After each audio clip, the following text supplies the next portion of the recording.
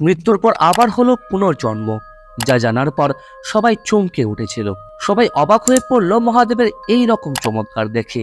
কি রয়েছে এর পিছনের রহস্য, কি রয়েছে এর পিছনের গল্প, আসুন জানবো আমাদের আজকের এই ভিডিওটিতে।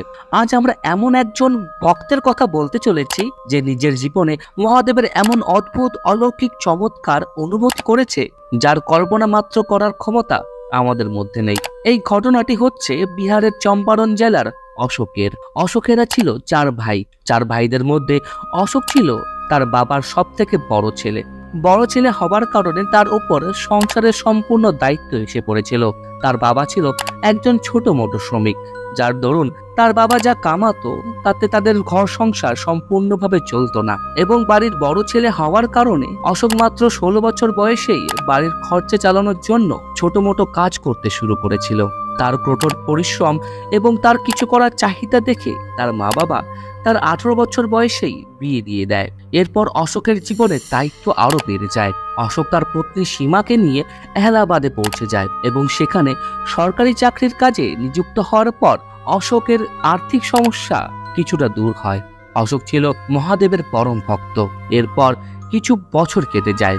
অশোক এবং তার পত্নী সীমা বহুদিন ধরে সন্তান প্রাপ্তির আশায় ছিল, কিন্তু কিছুতেই তাদের এই ইচ্ছা সম্পূর্ণ হচ্ছিল না। এরপর কিছু বছর কেটে যায় এবং অশোকের পত্নী সীমা মা হয় এবং তাদের একটি ফুটফুটে ছেলে সন্তান লাভ হয়।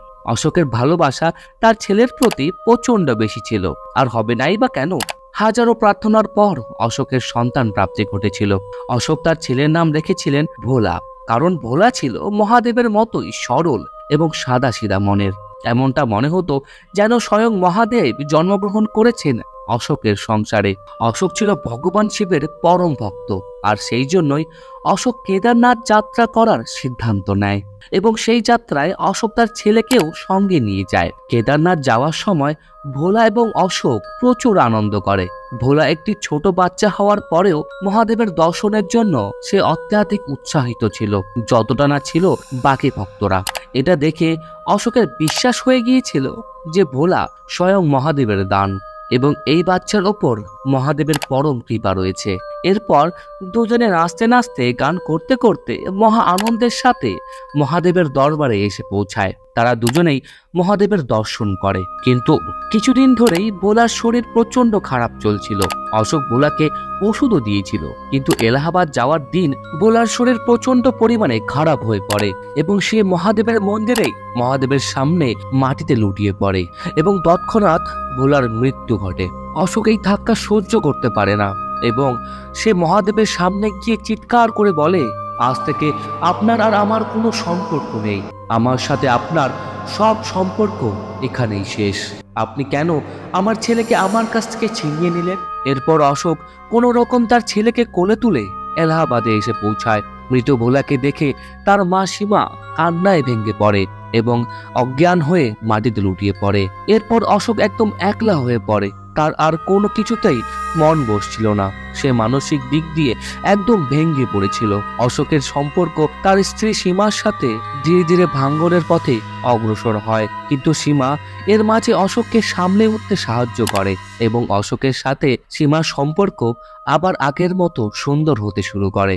এরপর ঠিক 5 বছর পর অশোক এবং সীমার আরেকটি পুত্র সন্তান জন্ম হয়, কিন্তু অশোক এবার তার ছেলের কাছ থেকে একদম দূরে দূরে সরে থাকতো। সে আবার আগের মতো তার ছেলের সাথে অ্যাটাচ হতে চাইছিল না, কারণ সে মনে করছিল যদি সে তার ছেলের সাথে আবার আগের মতো অ্যাটাচ হয় তাহলে তার ছেলে আবার তার থেকে অনেক দূরে চলে যাবে। এই ভয়ে অশোক তার ছেলের পাশে পর্যন্ত ঘেঁষত না, কিন্তু ভগবানের লীলা তো অপরম্পার। ভগবানের ইচ্ছা ছিল অন্য কিছু। অশোক এবং সীমা তার ছেলের নাম রাখে প্রবাস। প্রবাসের ছিল ঠিক ভোলার মতনই চোখ, ওই রকমই মুখ এবং অশোকের প্রতি ওই রকমই স্নেহ যেমনটা ঠিক ভোলার ছিল। প্রবাস যখনই অশোককে দেখত তখনই তার পা ধরে জড়িয়ে থাকতো এবং তাকে স্নেহ করত। অশোকের এমনটা মনে হতে শুরু করেছিল যে এটা ভোলাই আবার তার ছেলের রূপে পুনরায় ফিরে এসেছে। অশোক যেন তার নতুন জীবন ফিরে পেয়েছিল। প্রবাস যখনই ধীরে ধীরে বড় হতে শুরু করলো তার চেহারা ছবি হুবহু ভোলার মতো দেখতে হচ্ছিল। অশোক এটা দেখে একদম হতবাক হয়ে পড়ে। তার কিছুতেই মাথায় আসছিল না যে 5 বছর আগে অশোক তার ছেলেকে হারিয়ে ফেলেছিল এবং আবার 5 বছর পর তার দ্বিতীয় ছেলের মুখ কিভাবে ভোলার মতো হতে পারে। এটা কিভাবে সম্ভব? অশোক কিছুতেই বুঝে উঠতে পারছিল না। ধীরে ধীরে যখন প্রভাস আরো বড় হতে শুরু করলো, সে এমন এমন কথা বলতে শুরু করলো যা শুধুমাত্র অশোক এবং ভোলাই জানতো। অশোক একদম চমকে উঠেছিল যে এটা কিভাবে সম্ভব। ভোলা এবং অশোকের মধ্যে কথোপকথন কিভাবে প্রভাস জানতে পারে? অশোক আরো একবার তার ছেলেকে নিয়ে কেদারনাথে যাওয়ার সিদ্ধান্ত নেয়, কারণ তার মনে হচ্ছিল যে এই সম্পূর্ণ সমস্যার সমাধান কেবলমাত্র কেদারনাথেই মিলতে পারে।